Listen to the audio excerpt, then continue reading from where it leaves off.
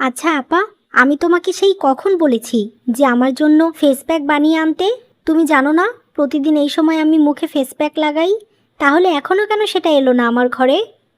বোন, তুই রাগ করিস না। আসলে আমি মায়ের কাপড় ধুচ্ছিলাম, তাই সময় পাইনি। তুই একটু অপেক্ষা কর, আমি তোর জন্য ফেস প্যাক বানিয়ে আনছি। এখন তো তুমি এটা বলবেই, সময়ের কাজ সময়ে করতে হয়, না হলে সেটার ফল পাওয়া যায় না, বুঝলে? প্রতিদিন আমি যেই সময় মুখে ফেস প্যাক লাগাই সেই সময় পেরিয়ে গেছে, এখন লাগালে কাজ হবে না। তোমাকে আমার খুব সন্দেহ হয়। তুমি কি আমাকে হিংসা করে এটা করলে, যেন ধীরে ধীরে আমার স্কিনটা নষ্ট হয়ে যায়? বোন, তুই এসব কি বলছিস? আমি এটা চাই না। ঘরের কাজ করতে গিয়ে দেরি হয়ে যাওয়াতে দিতে পারিনি। এছাড়া অন্য কোনো কারণ নেই রে। আমি তোকে খুব ভালোবাসি। তোর কোনো কিছুর জন্য খারাপ হোক এটা আমি কখনোই চাই না। কার এত ভালো চাওয়ার কথা বলছিস মায়া? তুই আবার কারো ভালো চাস? তোর জন্মই তো হয়েছে মানুষের খারাপ করার জন্য। তোর দ্বারা ভালো কিছু হবে না। যেহেতু তুই আমার পেট থেকে জন্ম নিয়েছিস, তাই এই বাড়ি থেকে বের করে দিতে পারছি না। না হলে সেই কবেই তোকে এই বাড়ি থেকে বের করে দিতাম। তোকে দেখলেই আমার খুব রাগ হয়। মা, আমি কি এমন করেছি যে তুমি আমার সাথে এমন করো? আমি তো কখনোই কারো খারাপ চাই না। আমার জন্য কখনো কারো খারাপ হয়নি। তাহলে তুমি কেন আমাকে এত ঘৃণা করো? ছায়া যেমন তোমার ভালোবাসা পায়, আমারও তো পেতে ইচ্ছে করে মা। কেন তুমি আমাকে এত দূরে সরিয়ে দিচ্ছ? ভালোবাসা? তোর মুখে মা ডাক শুনতেই তো আমার ইচ্ছে করে না। শুনবি তোকে কেন আমি ঘৃণা করি? তাহলে শোন, আজ তোকে আমি সব কিছু বলে দেব। যখনই আয়েশা বেগম মায়াকে সবকিছু বলতে যাবে তখন সেখানে মায়ার বাবা চলে আসে। আয়শা, তুমি এবার চুপ করো। আর আমার মেয়েটাকে কষ্ট দিও না। অনেক তো অবহেলা করেছো। তাহলে কেন শুধু শুধু একটা মিথ্যা অপবাদ ওর ঘাড়ে দিতে চাইছো? ভালোবাসা না দাও, অন্তত মিথ্যা অপবাদ দিও না। মায়া, ছায়া, তোরা দুজন এবার ঘরে যা। আর মায়া, তোর জীবন যেমন কাটছে কাটতে দে। যদি তুই সৎ হোস, তাহলে একদিন তোর সুখ আসবেই। যা, তোরা এবার ঘরে যা মা। বাবার মুখে এমন কথা শুনে মায়া ও ছায়া সেখান থেকে চলে যায়।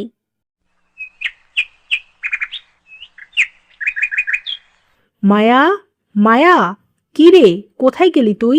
একটা কাজ করে তো আর একটা কাজ ফেলে রাখে। এই অপয়া মেয়েটাকে নিয়ে যে কি করি। মা, তুমি আমাকে ডাকছো? কি হয়েছে বলো? আসলে আমি বোনের ঘরটা একটু পরিষ্কার করছিলাম। তুমি তো জানো প্রতিদিন ওর ঘর পরিষ্কার না করলে ও খুব রেগে যায়। হ্যাঁ হ্যাঁ, হয়েছে। আর এত অজুহাত দিতে হবে না। তোর এসব কাজ চুরির ধান্দা আমি সব বুঝি। তুই জানিস না ঘরের সব পানি শেষ হয়ে গেছে? আমার মেয়েটা এখন গোসল করবে কি করে শুনি? যা, এখনই পুকুর থেকে পানি নিয়ে আয়। ও মা, আসলে আমি খেয়াল করিনি যে পানি শেষ হয়ে গেছে। আমি এখনই পুকুর থেকে পানি এনে দিচ্ছি। এরপর মায়া বালতি নিয়ে পুকুরে পানি আনতে যায়। কি রে মায়া, 2 দিন হলো তোর কোনো খোঁজই পাওয়া যাচ্ছে না। কোথায় থাকিস বলতো? প্রতিদিন বটতলায় তোর জন্য অপেক্ষা করি, কিন্তু তুই তো আর আসিসই না। তোকে যে কি বলি, আসলে আজকাল সংসারের কাজ যেন বেড়েই চলেছে, সেভাবে আর সময় পাই না। আমারও তো খুব ইচ্ছে করে তোর সাথে বসে কিছু সময় গল্প করতে। আমি বুঝি না মায়া, তুই কেন বাড়ির সব কাজ করবি? তোর তো আরও একটা বোন আছে, সে তো কোনো কাজ করে না। আমার মাঝে মাঝে সন্দেহ হয়, তোর মা তোর নিজের মা তো, নাকি সৎ মা? মাকে দোষ দিয়ে কি লাভ বলতো? দোষ তো আমার ভাগ্যের। আমার মা আমাকে সেই ছোটবেলা থেকেই ঘৃণা করে, কখনো বুকে জড়িয়ে ভালোবাসেনি। কিন্তু সেটার কি কারণ আমি জানি না, কখনো তা বলে না। যাই হোক রে, আমার কপালে যেটুকু আছে তা তো হবেই। কি হবে আর এসব বলে? জানি এসব বলে কোনো লাভ নেই, কিন্তু তোর জন্য আমার খুব খারাপ লাগে রে। আমাকে দেখ, আমার শুধু খাওয়া ঘুম আর ঘুরে বেড়ানোই কাজ। মাঝে মাঝে মাকে কাজে সাহায্য করতে ইচ্ছে হলে করি, না হলে করি না। যাই হোক, তুই তাহলে বাড়িতে যা। দেরি হলে আবার না জানি তোর মা আবার তোকে কি বলবে। হ্যাঁ, ঠিক বলেছিস। এই পানি নিয়ে গেলেই ছায়া গোসল করবে, তাই তাড়াতাড়ি যেতে হবে। তোর সাথে আবার পরে কথা বলবো সুমি, তুইও এখন বাড়িতে যা। এরপর মায়া পানি নিয়ে বাড়িতে চলে যায়। এমনভাবেই বেশ কিছুদিন অতিবাহিত হয়। একদিন, মায়া, তুমি এদিকে কোথায় যাচ্ছ? আসলে কিছু কথা ছিল তোমার সাথে। হ্যাঁ বলেন না ভাইয়া, কি বলতে চান? কোনো কি সমস্যা হয়েছে? না, তেমন কোনো সমস্যা না। আসলে তুমি তো আমার সম্পর্কে সবকিছুই জানো। আমি এই গ্রামেরই ছেলে। তোমাকে আমি অনেকদিন হলোই দেখছি।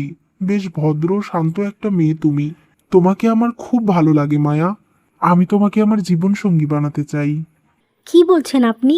এভাবে রাস্তায় দাঁড়িয়ে একটা মেয়েকে এসব বলা কি ভদ্রতা? আমি যতটুকু জানি গ্রামের সবাই আপনাকে খুব ভালোবাসে, ভালো মানুষ হিসেবে চেনে, কিন্তু আজ আপনি কি করছেন এগুলো? এটা কি ঠিক? কি ঠিক না মায়া? আমি তো শুধু আমার ভালোবাসার কথা প্রকাশ করলাম। এতে ভুল কিসের? এটা না করে যদি তোমার পিছে পিছে ঘুরতাম, সেটাই কি ভালো হতো? মনের মধ্যে কথা না রেখে বলে দেওয়াই ভালো। আর আমি তোমাকে খুব ভালো রাখবো মায়া। হয়তো অনেক টাকা পয়সা নেই, আমি ভালো চাকরিও করি না, কিন্তু যা আছে আমার, আমি তা দিয়েই তোমাকে ভালো রাখবো। তাই তুমি আমাকে ফিরিয়ে দিও না। আপনি যদি আমাকে ভালোবাসেন, পছন্দ করেন, তাহলে আমার পরিবারকে বলেন। তারপর সব ঠিক থাকলে আমার আপনাকে বিয়ে করতে কোনো সমস্যা নেই, কিন্তু আমি নিজে নিজে কিছু করতে পারবো না। আমি এটাই শুনতে চেয়েছিলাম মায়া। আর কিছু বলতে হবে না তোমার। তুমি এবার আসতে পারো। আমি আমার মাকে নিয়ে তোমাদের বাড়িতে যাব। এই কথা শুনে মায়া আর কিছু না বলে সেখান থেকে চলে যায়। এরপর পরের দিন সকালবেলা রাহুল তার মাকে নিয়ে মায়াদের বাড়িতে আসে। কি ব্যাপার? আপনারা হঠাৎ আমাদের বাড়িতে কেন এসেছেন? কিছু হয়েছে নাকি? আহ, আয়েশা, তারা আমাদের বাড়িতে এসেছে যখন, তাহলে অবশ্যই কোনো কারণ আছে। এভাবে কি কেউ কথা বলে নাকি? যাই হোক, হ্যাঁ আপা, আপনি বলেন। আসলে ভাই, আমি আপনাদের একটা প্রস্তাব দিতে এসেছি। আমার ছেলে রাহুল আপনার মেয়ে মায়াকে খুব পছন্দ করেছে, আর আমারও ওকে খুব ভালো লেগেছে। তাই আমার রাহুলের বউ করে নিয়ে যেতে চাই মায়াকে। আপনাদের কি কোনো আপত্তি আছে? না না, কোনো আপত্তি নেই আমাদের। ওর মতো বোঝা ঘাড় থেকে নামালেই তো আমি বাঁচি। আমার সংসারটা অভিশাপ মুক্ত হবে। আপনার ছেলেই ওর যোগ্য। এর চাইতে ভালো ঘর কি আর ওর কপালে আছে? এসব কি বলছেন আপনি? মায়া তো আপনারই মেয়ে। নিজের মেয়ের সম্পর্কে কি কেউ এসব বলে? এই পৃথিবীতে কেউ অভিশাপ হয়ে জন্মায় না। সবাইকে খুব যত্ন করে বিধাতা তৈরি করে, তাই কাউকেই এই ধরনের কথা বলতে হয় না। আর সেই জায়গায় তো মায়া আপনার মেয়ে। আপনি এখানে আমাকে জ্ঞান দিতে এসেছেন? শোনেন, আমি কিছু কম বুঝি না। যা করছি আর বলছি ভেবেই করছি। তাই এসব পারিবারিক বিষয়ে কথা না বললেই আমি খুশি হব। আয়শা, তুমি এখন চুপ করো। এমনিতেই তো খারাপ মা, এটা আবার বাইরের মানুষকে গলাবাজি করে না জানালেই নয় কি? শোনেন আপা, আমার মেয়ে আমার কাছে অনেক আদরের, সব সময় চাই ও ভালো থাকুক।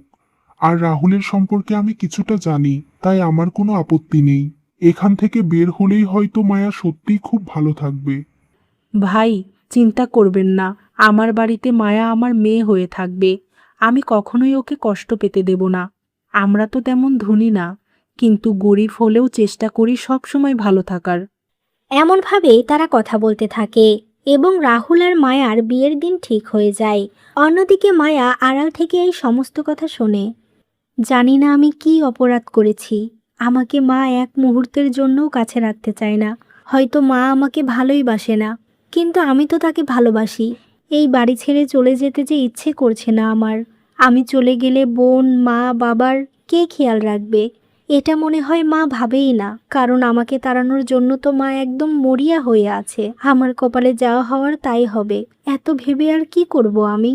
এমনভাবেই মায়া নানা রকম কথা ভাবতে থাকে। এরপর কিছুদিনের মধ্যেই মায়া আর রাহুলের বিয়ে হয়ে যায়।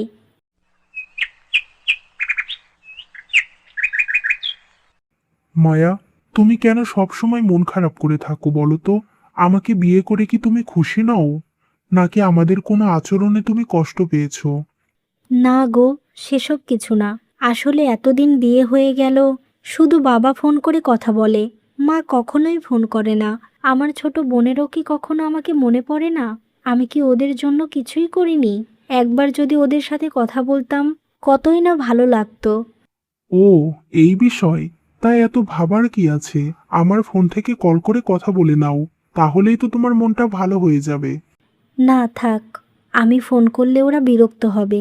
আমার মন চাইলে কি হবে? ওরা তো চায় না যে আমি ওদের সাথে কথা বলি। আমি শুধু সব সময় চাই ওরা ভালো থাকুক। তোমার দুঃখটা আমি বুঝতে পারি মায়া, কিন্তু কি করবে? তোমার কপালে হয়তো মায়ের ভালোবাসা নেই। কিন্তু বিশ্বাস করো, এই বাড়িতে তুমি স্বাধীন। তোমার যা খুশি তুমি তাই করতে পারো। আমি তোমাকে অনেক অনেক ভালোবাসি, তাই তুমি মন খারাপ করে থেকো না। তোমার মন খারাপ থাকলে যে আমার দম বন্ধ হয়ে আসে। এবার চলো তো, আমাকে খেতে দাও, খুব খিদে পেয়েছে। এরপর তারা খাবার খেতে যায় আর সবাই মিলে একসাথে বসে খাবার খায়। এমনভাবেই খুব হাসি খুশিতেই মায়ার দিন কাটতে থাকে। একদিন,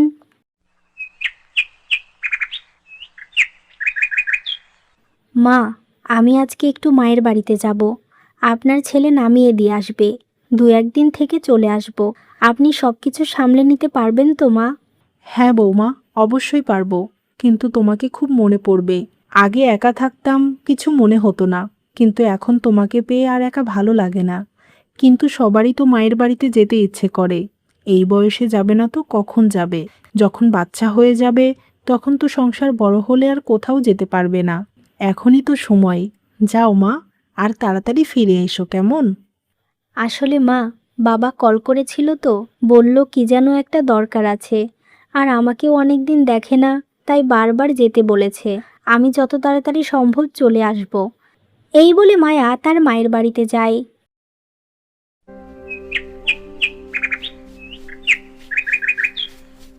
এ কি মায়া, তুই এখানে? হঠাৎ আজকে এই বাড়িতে আসলি কেন? কিছুদিন আগেও তো ঘুরে গেলি।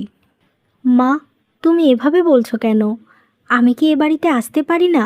তোমাদের কতদিন পরে দেখছি, আমার যে কত ভালো লাগছে। তোর ভালো লাগা না লাগা দিয়ে আমার কাজ নেই। আমার এসব ভালো লাগে না। তার উপর আবার সামনে শুভ দিন, তাই তোর মতো অপয়া মেয়ে এই বাড়িতে থাকুক, এটা আমি চাই না।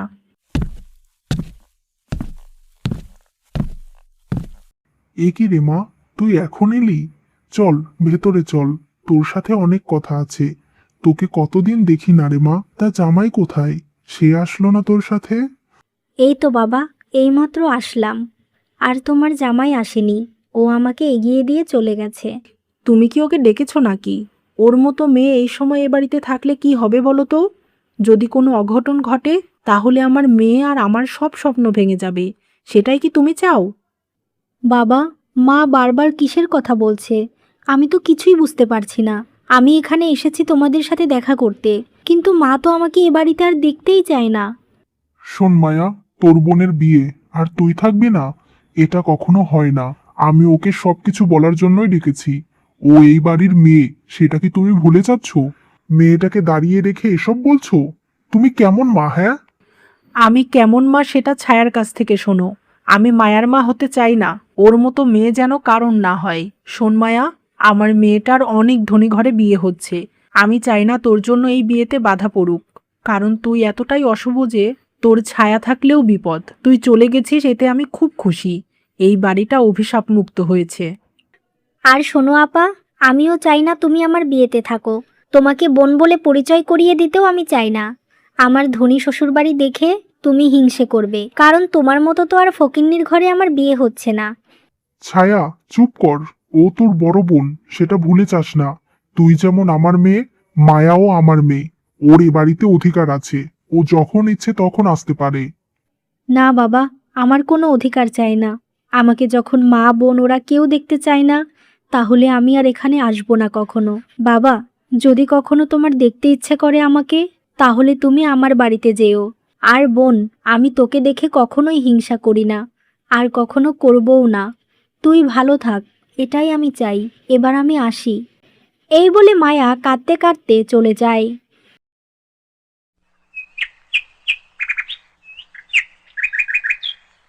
এ কি মায়া, তুমি তো তোমার মায়ের বাড়িতে গেছিলে, এত তাড়াতাড়ি ফিরে এলে যে?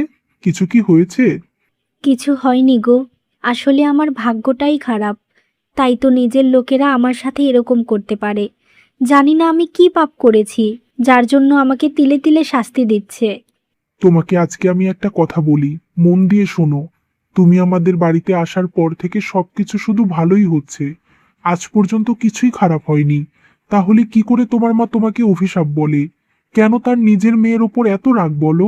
তাই আমি মনে করি তোমার তাদের কাছ থেকে দূরে থাকাই উচিত। যদি সে কোনোদিন নিজের ভুল বুঝতে পারে, তাহলেই তুমি তার সাথে কথা বলবে, দেখা করবে। দেখো, আমি জানি তোমার এটা করতে খুব কষ্ট হবে, কিন্তু এটাই তোমার জন্য এখন সব থেকে ভালো। তুমি একদম ঠিক বলেছ। আমি আর কোনোদিন ওই বাড়িতে যাব না। আমার মা আমাকে বিয়ে দিয়ে খুব শান্তি পেয়েছে। সে অপেক্ষায় ছিল কবে আমাকে দূরে করে দেবে। আমি আর এসব নিয়ে ভাববো না। আমার এখন আরেকটা পরিবার আছে, যারা আমাকে সত্যিই ভালোবাসে। এমনভাবেই তারা কথা বলতে থাকে। অন্যদিকে ছায়ার অনেক ধনী পরিবারে বিয়ে হয়। সে তার স্বামীকে নিয়ে রাজরানীর মতো জীবন পার করতে লাগে। এমনভাবেই কেটে যায় বেশ কয়েক মাস। শোনো না, কিছুদিন হলো ছায়ার সাথে যোগাযোগ করতে পারছি না। ওকে যে আমার খুব মনে পড়ে। ও একবার কলও করছে না। কি হলো বলো তো? মেয়েটার কোনো বিপদ হলো না তো? এসব বাজে কথা বলো না, বিপদ হতে যাবে কেন? হয়তো ও খুব ব্যস্ত, নতুন বিয়ে হয়েছে, সব জায়গায় ঘুরে বেড়াচ্ছে, তাই তোমাকে কল করতে পারছে না। কিছুদিন অপেক্ষা করো, ও নিশ্চয়ই কল করবে। এসব নিয়ে আর চিন্তা করো না। আমি তো শুধু আমার মায়াকে নিয়ে ভাবছি। ও কতদিন হয়ে গেল এই বাড়িতে আসে না। মেয়েটা আমার সেদিনকার ব্যবহারে খুব কষ্ট পেয়েছে। এই তো শুরু হলো। আমার মেয়েটার কথা বলতে গেলেই তুমি ওই মায়ের কথা বলো। আমি ওকে নিজের মেয়ে বলে মানি না। ওর জন্য আমি সবকিছু হারিয়েছি। ও যত দূরে থাকবে আমি ততই শান্তিতে থাকবো। তুমি সারা জীবন ভুল ধারণা নিয়েই বাস করলে, যার জন্য আমার নিষ্পাপ মেয়েটিকে কষ্ট পেতে হয়েছে। আজ একটা কথা বলবো, তোমার মতো মা যেন আর কারণ না হয়। এই বলে রেগে মায়ার বাবা সেখান থেকে চলে যায়। এমনভাবেই আরও কিছুদিন অতিবাহিত হয়। একদিন কি রে মা, কেমন আছিস? তোকে সেই কবে থেকে কল করছি, শুধু ফোনটা বন্ধ পাই। তুই ঠিক আছিস তো? একবার আয় না মা, তোকে খুব দেখতে ইচ্ছে করছে। আমার তোমাদের সাথে আর কথা বলতে ইচ্ছে করে না। আমি এখানে খুব ভালো আছি। রাজরানীর মতো চলাফেরা করি। এখানে অনেক হাই লেভেলের মানুষের সাথে ওঠা বসা করি। তাই তোমাদের সাথে আর যোগাযোগ করতে পারি না, ইচ্ছেও করে না। আর তাছাড়া কিছুদিনের মধ্যেই আমি বিদেশ চলে যাব, আর ওখানেই থাকবো। কি? তুই বিদেশে চলে যাবি? আমার সাথে তোর কথা বলতে ইচ্ছে করে না? এসব তুই কি বলছিস মা? তোকে আমি কত ভালোবাসি জানিস? তোকে ছাড়া আমি কিভাবে থাকবো? এটা করিস না মা। দেখো মা, আমার এত টাইম নেই তোমার কান্না দেখার। আমি রাখলাম, তোমরা ভালো থেকো। আমার কথা ভেবে তোমাদের আর লাভ নেই। এই বলে ছায়া ফোন রেখে দেয়। এইসব কথা হাসান আলী আর আয়েশা বেগম শুনে খুবই অবাক হয় এবং খুব কষ্টও পায়। দেখলে কি হলো? আদরে আদরে বাদর তৈরি করেছো, বিয়ে দিলে ধনী ঘরের ছেলে দেখে। দেখো তার ফল কি হলো। যার জন্য সব বিসর্জন দিয়েছো, সেই আজ তোমাকে চিনছে না। এসব তোমাকে ভোগ করতেই হবে। অন্য একজনকে যে তিলে তিলে কষ্ট দিচ্ছ। এসব বলে হাসান আলী ঘর থেকে বের হয়ে যায়। এই দিনের পর থেকে আয়েশা বেগম চিন্তায় চিন্তায় অনেক অসুস্থ হয়ে পড়ে। সে আর বিছানা থেকেই উঠতে পারে না। তাই হাসান আলী বাধ্য হয়ে মায়াকে সবকিছু খুলে বলে। তারপর কিছুক্ষণের মধ্যেই সেখানে মায়া আর রাহুল আসে। বাবা, মায়ের কি হয়ে গেল? আমার খুব কষ্ট লাগছে। আমি এখন কি করব? সব সময় চেয়েছি তোমরা যেন ভালো থাকো, কিন্তু এই দিন দেখতে হবে কখনো ভাবিনি। ছায়া এতটা স্বার্থপর কি করে হলো? নিজের পরিবারকে ভুলে গিয়ে কেউ ভালো থাকতে পারে না। আসলে কি বলতো, এসব তোর মায়ের কর্মফল। নিজের সন্তানদের দুই রকম ভালোবেসেছে, তাই তো আজ এই দিন দেখতে হচ্ছে। তোকে সব সময় অভিশপ্ত বলে গেছে, অবহেলা করেছে। আর আজ দেখ, নিজেরই কি একটা অবস্থা। বাবা, এভাবে বলো না। মায়ের এই অবস্থা, এখন তার সম্পর্কে আর খারাপ কথা বলো না। সে হয়তো আমাকে ঘৃণা করে, কিন্তু আমি তাকে ভালোবাসি। যেভাবেই হোক আমি মাকে সুস্থ করে তুলব। আমি চাই মা ভালোভাবে জীবন কাটাক। রাহুল, তুমি আমাকে সাহায্য করবে তো? হ্যাঁ মায়া, আমি তোমার পাশে সব সময় আছি। যখন যা করতে হবে আমাকে বলবে, সব করব, শুধু তোমার জন্য। এরপর থেকে মায়া এই বাড়িতেই থাকতে শুরু করে। সব সময় মায়ের যত্ন নেয়। ডাক্তার যেভাবে যা করতে বলে সব কিছু করে। এমনভাবেই বেশ কিছুদিন অতিবাহিত হয়। আর আয়েশা বেগম অনেকটা সুস্থ হয়ে যায়। মা, তুমি তো এখন অনেকটাই সুস্থ হয়ে গেছো। এখন তাহলে আমি যাই। তুমি আর কিছু নিয়ে চিন্তা করো না মা। তুমি নিজের যত্ন নাও, নিজেকে নিয়ে ভাবো। আমি চাই তুমি সবসময় ভালো থাকো। না মা, তুই কোথাও যাস না। আমি তোর সাথে কত অন্যায় করেছি। আমাকে তুই ক্ষমা করে দে মা। যাকে সব সময় বেশি ভালোবাসলাম, সেই আমার সাথে বেইমানি করেছে। মাকে ভুলে গিয়ে নিজের কথা ভেবেছে। কিন্তু তোকে কত অপমান করেছি, সারা জীবন কথা শুনিয়েছি। তারপরেও আজ আমার অসুস্থতার কথা শুনে তুই ছুটে এলি। আমি যা ভেবেছিলাম সব ভুল রে মা। তুই হলো আমার ঘরের লক্ষ্মী। আমাকে তুই ক্ষমা করে দিস। এভাবে বলো না মা। মায় মায়েদের কোনো ভুল হয় না, তারা সন্তানদের শাসন করবে, আবার তারাই ভালোবাসবে। কিন্তু আমাকে তুমি বলো তো, কেন তুমি আমাকে এত দূরে রেখেছো? কিসের এত রাগ ছিল তোমার? তাহলে শোন, তোকে আমরা চাইনি, কিন্তু তারপরেও তুই আমার পেটে এসেছিলি। তারপর যখন তুই আমার পেটে, তখন আমার বাবা রোড অ্যাক্সিডেন্টে মারা যায়। তারপর যখন তুই জন্ম নিলি, ঠিক সেই দিনই ঝড়ে ঘরের ওপরে আমার মা, ভাই, ভাবি আর তাদের ছোট মেয়ে মারা যায়। পুরো পরিবারটা ধ্বংস হয়ে যায়। তাই সেদিন থেকেই আমি তোকে ঘৃণা করতে শুরু করি। ভেবেই নিয়েছিলাম যে তোর কারণেই এমনটা হয়েছে, তুই আমার জীবনে অভিশাপ। কিন্তু এই ধারণা আমার ভুল। তুই অভিশাপ হলে কখনোই আমি সুস্থ হতাম না। অভিশাপ হলে তুই আমার জন্য এত কিছু করতি না মা। আমার কারোর ওপর কোনো রাগ নেই। আমি এখন নিজের লোকদের নিয়ে ভালো থাকতে চাই। আর তোমরা ছায়াকে নিয়ে ভুল ভেবো না। ওর যেটা ভালো লেগেছে করেছে। ওর জন্য দোয়া করো, ও যেন সবসময় ভালো থাকে। এমনভাবেই তারা কথা বলতে থাকে। এভাবেই আয়েশা বেগম নিজের ভুল বুঝতে পারে আর মায়ের কাছে ক্ষমা চায়। এখন আর মায়ের কোনো কষ্ট নেই। সে যেমন মায়ের বাড়িতে ভালোবাসা পেত, ঠিক তেমনই শ্বশুর বাড়িতেও অনেক সম্মান আর ভালোবাসায় জীবন কাটাতে লাগলো।